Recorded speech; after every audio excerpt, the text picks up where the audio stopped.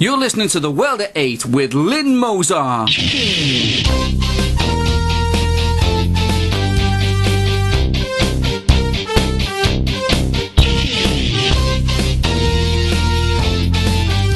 The World at 8, the number one in nationalist news.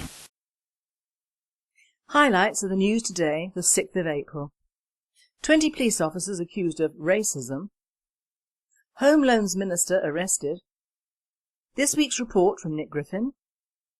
Strawberry blonde woolly mammoth discovered. Algerian diplomats kidnapped in new Muslim hotspot. Huge cache of Roman coins unearthed. Thought for the day, GLA busters on tour.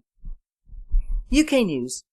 The Metropolitan Police are now under attack from the PC racist witch hunters, as 20 officers are placed before the police watchdog after complaints were made that they are racist. Anger is said to be rife at the present time throughout the Met. The police, after all, have made every effort to be seen as non-racist, having discouraged white personnel from applying, but opened their arms wide to ethnic applications. Is no one safe from the racist badge? The former Labour minister, who was involved with the Peter Mandelson home loan scandal back in 1999, involving over £370,000, has been arrested for drink driving. He was stopped by police near Walsall this week and refused to give a breath specimen at the scene. He was suspended from the Commons in 2001 for misleading MPs about a payment worth £200,000 from none other than Robert Maxwell. Euronews with Nick Griffin. This week's dispatch from the belly of the beast isn't. That's because Nick Griffin wasn't in Brussels this week and was instead busy campaigning in England. I'm writing this for you, Nick tells us, while heading down to the southwest. I've got a meeting with key people to plan a big push for my MEP petition once the May elections are out of the way. Separately, I'm speaking at another of the regional fundraising meetings for our big Greater London Assembly elections push. That election and the smaller mayoral elections in Liverpool and Salford are important stepping stones along the road to the 2014 European elections. I don't just want to see us defending our 2 existing seats, which need to be with a serious chance of winning more as well. To do that, we need to re-establish our record as winners, and with our current high standing in the London opinion polls, we are on course to do that in the GLA contest on May the 3rd. A key test of how that may pan out will come on April the 19th, which is polling day in a council by-election in Gorrasbrook ward in Dagenham. Our teams there are getting a great response and are signing up postal voters hand over fist, but there's still more work to be done. If by chance you can make it into Dagenham to help this weekend, or on Easter Monday, and or on the following weekend of the 14th to the 15th, we'll be delighted to see you. I'll be telling you a lot more about how the Greater London Assembly campaign is going next week, because several key parts of it are still under wraps right now. Suffice it to say that it's going well and that it's by far the best and well-funded GLA campaign we've ever run. So more on that next Friday. In the meantime, I can tell you that I've been picking the brains of 2 housing experts in order to be able to give our mayoral candidates around the country a set of radical but practical and professionally informed proposals for dealing with the housing crisis. Obviously, the first step that any sensible national government would take is to stop immigration, since that is the motor of the soaring population growth that puts so much pressure on Britain's housing stock and causes so much unhappiness for Britain's homeless. But even ahead of that happy day, the mayoral contests provide a good opportunity for us to put forward a positive and well thought out challenge to the old party's grotesque failure in housing policy, and an answer to the coming wave of bankruptcies of housing associations and the resulting forced privatisation of our social housing stock. Our proposals will be another thing to look forward to on this website as the campaign progresses, so do keep an eye open on our constantly updated news stories. One of those will no doubt be about our GLA election broadcast, which is scheduled to go out on the 24th of April, and is therefore another of the things keeping key members of our central team busy this week. I've just seen the draft script and can tell you that it's simple, effective and ultra positive. We'll be filming this weekend and we will of course be releasing it online at the same time that it goes out on the BBC and ITV, so you'll be able to see it wherever you live. I'll be writing the 90-second radio broadcast tomorrow, so with a bit of luck and a fair wind, by the time you listen to this it should already be in the can.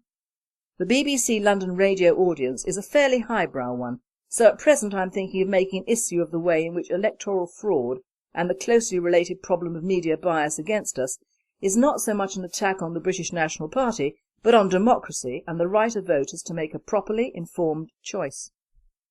Most people out there understand that the Westminster political elite are as corrupt as they are useless, but far too few have any grasp of just how flawed Britain's electoral system really is. This is a great opportunity to draw attention to that fact. We've got a Russian TV crew interested in covering this story too. Not surprisingly, the Russians are interested in finding out the details behind my comment, very well publicised over there, that Russia is more democratic than Britain. One allegation made by the BBC against Putin's Russia is that opposition parties are excluded from the broadcast media. Would that be the same BBC that this week covered the London mayoral election on Newsnight and put the Lib Dem and Green candidates on an equal footing with the Tories and Labour, even though current opinion polls show them both well behind our man Carlos? The same BBC that now owes me 7 question time appearances under the rules it had before our success in 2009 forced them to move the goalposts, just as they did when we first got councillors elected and then won in the GLA. Yes, that's the one. The same BBC whose relentless multi-cult propaganda has played such a key role in the dispossession of the indigenous British from vast areas of our native land. The same BBC that led the media crucifixion of Enoch Powell and conspired to send me to prison for the crime of drawing attention to the hidden scandal of grooming of vulnerable young girls. The same BBC that uses taxpayers' money to pay generous consultancy fees to members of the Searchlight gang of criminal political thugs who organise the relentless harassment of opposition activists. I'm sure that just remembering all that injustice and treachery makes you as angry as it does me. It does slightly surprise me that Russia Today, a channel that huge members of ordinary Brits now watch in preference to the Blatant Bias Corporation and Murdoch's Sky Lies, haven't already made a full-length documentary about electoral corruption in the one-time mother of democracy. That would certainly do a lot to help spread awareness of the scandal, which is the first step to putting things right. In the beautiful and priceless words of Michelangelo, God gave a sister to memory, and her name is Hope. World news. The exquisitely preserved remains of a young woolly mammoth has been discovered in a frozen cliff in Siberia. This incredible find has strawberry blonde hair and is thought to be over 10,000 years old. All mammoths were thought to have had dark hair, but this little blonde has changed that thinking. Kevin Campbell, Associate Professor of Environmental and Evolutionary Physiology at the University of Manitoba, told the BBC that yucca, strawberry blonde hair, was an important discovery. He said these are remarkably rare finds and have huge significance. The animal, which they have named yucca, would have stood between 9 and 15 feet tall and is thought to have been 3 to 4 years old when it died. It was a youngster when killed. It has been reported that there was a dramatic evidence of a life and death struggle between yucca and a top predator, probably a lion, but even more interesting is that humans may have taken over the kill at an early stage. What is even more interesting is that whoever killed this little mammoth has long gone, whilst yucca's history will grow in time. The United Nations are continuing their mission for peace in Syria. The monitors who went into Damascus this week have said that the crisis is getting worse by the day. One source has said that although President Assad is saying that they are withdrawing troops, the situation is just getting worse. Algerian diplomats have been kidnapped by Muslim extremists in Mali. The situation is unfolding at present, but reports say the number kidnapped is around 7. The country is scared that it is Al-Qaeda terrorists involved in the kidnapping in an attempt to turn the country into a breeding ground for militant Islam. The black Islamic flag already flies over its capital, Timbuktu. Thought for the day, GLA busters. My thought today is a backup to Nick Griffin's statements on the GLA election. We, the activists, members and sympathisers, need to really put our money where our mouth is, not necessarily with money, although always needed, but with actual bums on seats. We need all our nationalists in the key London areas to get out and vote on that day or do a postal vote. I'm sure that we all want to see the Greater London Assembly awash with British nationalists, but that is down to you on the streets.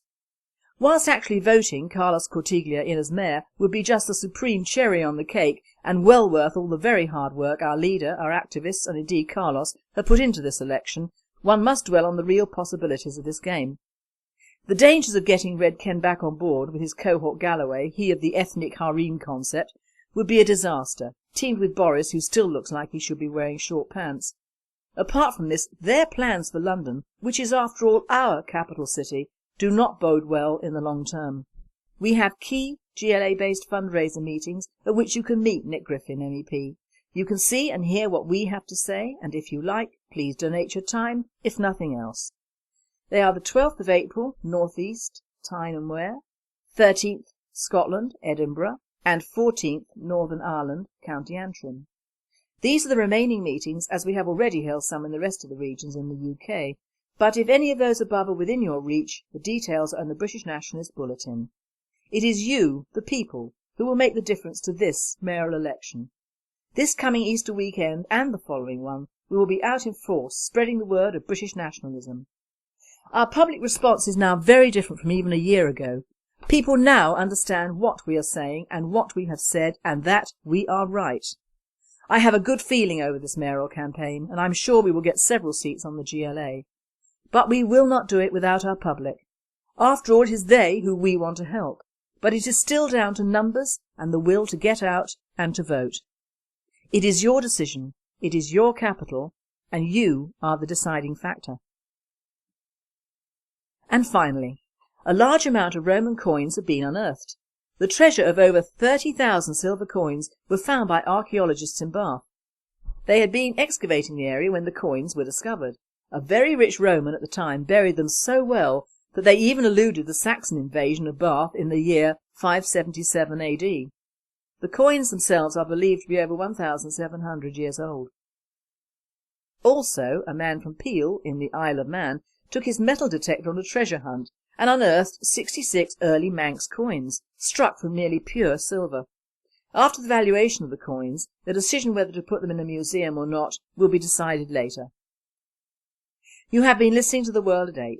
I am Lynn Mozart, and I and the team at Radio Britain wish you all a very happy and safe weekend.